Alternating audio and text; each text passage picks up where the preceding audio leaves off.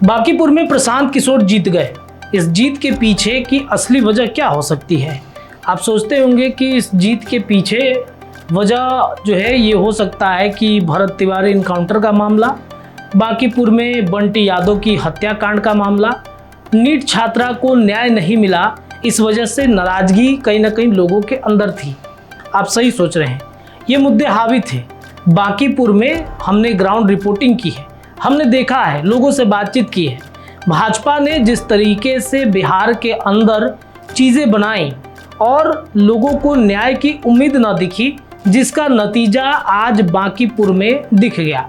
भाजपा से लोगों की नाराजगी किस तरीके से है वो प्रशांत किशोर के बांकीपुर में चुनाव जीतने के बाद से दिख रहा है। इसके अलावा बांकीपुर का स्थानीय मुद्दा भी था, जैसे जल जमाव, रोड धंसने की बातचीत हो, या फिर बरसात के समय में, अभी वर्तमान में बरसात ही चल रहा है और इस समय में अगर आप पटना के बांकीपुर क्षेत्र में, जो एक शहरी क्षेत्र माना जाता है, पटना के बीचों बीच ये विधानसभा क्षेत्र है और इस क्षेत्र के किसी भी गली से आप गुजर जाइए, वहाँ पर आपको नगर निगम नहीं बल्कि आपको नरक निगम याद आ जाएगा।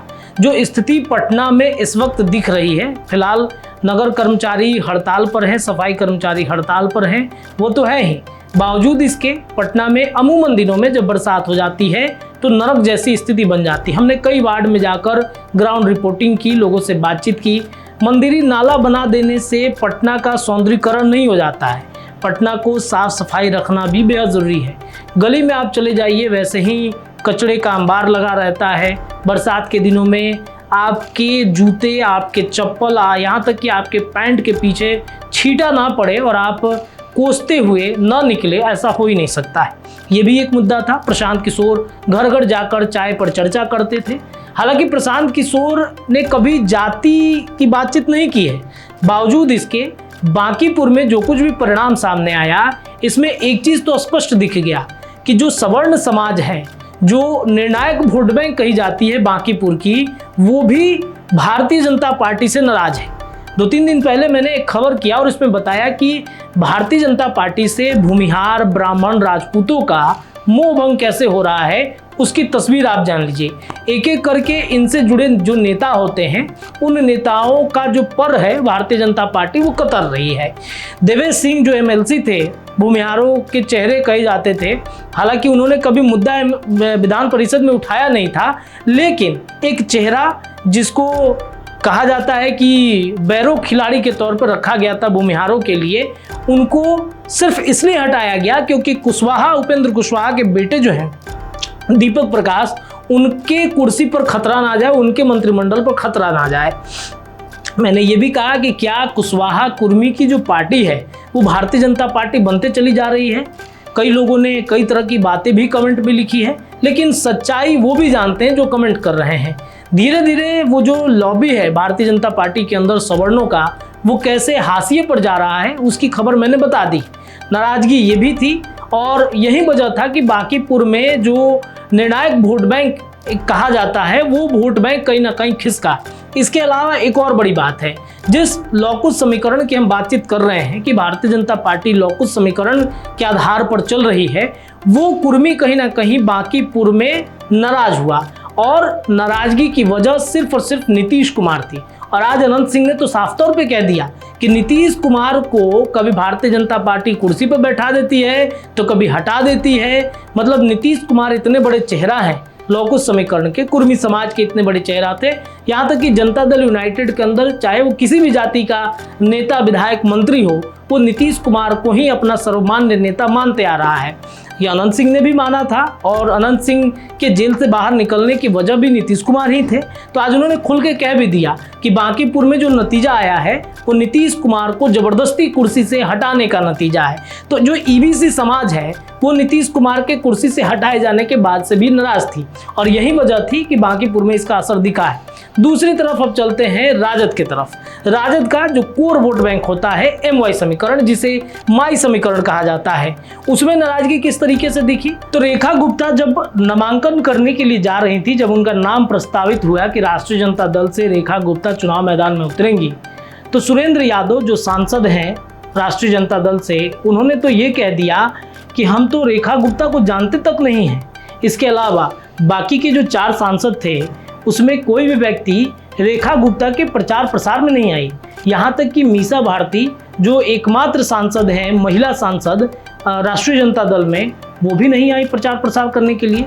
तो ये कहीं ना कहीं उदासीनता दिखी राष्ट्रीय जनता दल के कोर वोट बैंक में। यहाँ तक कि राजद के बड़े नेता सुरेंद्र राम ने भी कह दिया कि भाई हम तो रेखा गुप्ता को जानते भी नहीं। इसके अलावा अब्दुल बारी सिद्दीकी हो गए या फिर राष्ट्रीय जनता दल में लालू प्रसाद यादव पटना रहते हुए अपने उम्मीदवार के नामांकन तक में नहीं जाते हैं। इससे भी एक साफ मैसेज गया लोगों के बीच में कि राजद ज़्यादा सीरियसली नहीं है बाकी पूर्व चुनाव को लेकर के।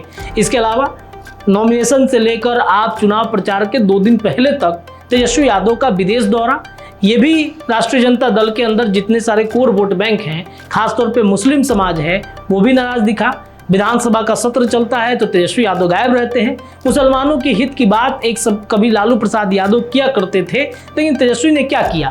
मुसलमानों की कौन सी आवाज़ तेजस्वी यादव बनते रहे? टिकट देने भर मात्र से नहीं होता है।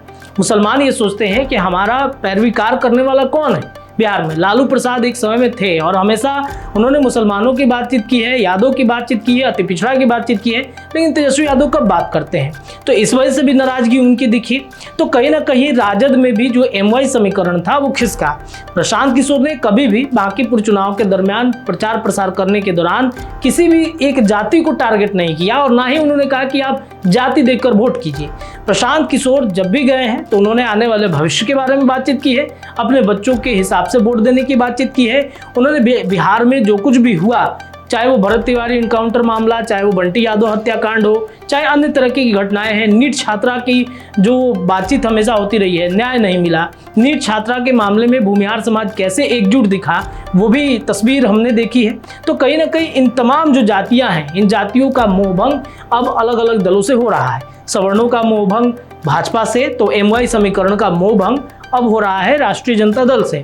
तो इन दोनों का मोहभंग का सहारा कौन बन रहा है? प्रशांत किशोर। भले ही प्रशांत किशोर ये ना कहें कि हम किसी एक जाति या MY समीकरण को लेकर चलेंगे, सवर्ण हमारे साथ आ जाएं, क्योंकि प्रशांत किशोर पांडे का तमगा उनके ऊपर लगा हुआ है, तो लोग कहते हैं कि सवर्ण उनके तरफ जाएगा।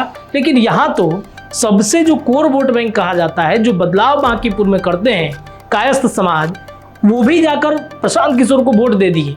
उनके भी कई जो परिवार के सदस्य हैं वो जाकर प्रशांत किशोर को वोट किए हैं। खुद कई कायस्थों का मैंने जमावड़ा देखा। कल जब AN कॉलेज के पास में काउंटिंग चल रहा था तो कई कायस्थ समाज के लोग वहाँ पर पहुँचे हुए थे और भले कैमरे पर दिखाने के लिए कह दे कि हमने बांकीपुर में नीरज सिन्हा को वोट किया है, लेकिन जाकर उन्होंने वोट दबाया है प्रशांत किशोर की ही पार्टी पर। जो लाठीचार्ज हुआ, नीट स्टूडेंट जो प्रोटेस्ट कर रहे थे उनके ऊपर लोगों की नाराजगी थी, दिल्ली से लेकर पटना तक उसका असर दिखा और ये असर बदलाव के रूप में नजर आया प्रशांत किशोर की पार्टी का। तो क्या MY समीकरण, क्या सवर्ण समाज अब प्रशांत किशोर के सहारे आने वाले भविष्य में बिहार की राजनीति में आगे बढ़ेगा?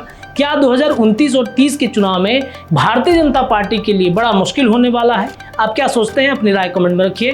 जुड़े रहिए बिहार न्यूज टुडे के साथ, ऐसे ही तमाम खबरें आपको लगातार मिलती रहेंगी। बहुत बहुत धन्यवाद। वीडियो पसंद आए तो इसे लाइक और ज्यादा से ज्यादा शेयर करें। हमारे चैनल को सब्सक्राइब करना न भूलें ताकि आपको हर जरूरी खबर सबसे पहले मिल सके। अगर आप किसी खास विषय या मुद्दे पर वीडियो देखना चाहते हैं तो कमेंट करके जरूर बताएं।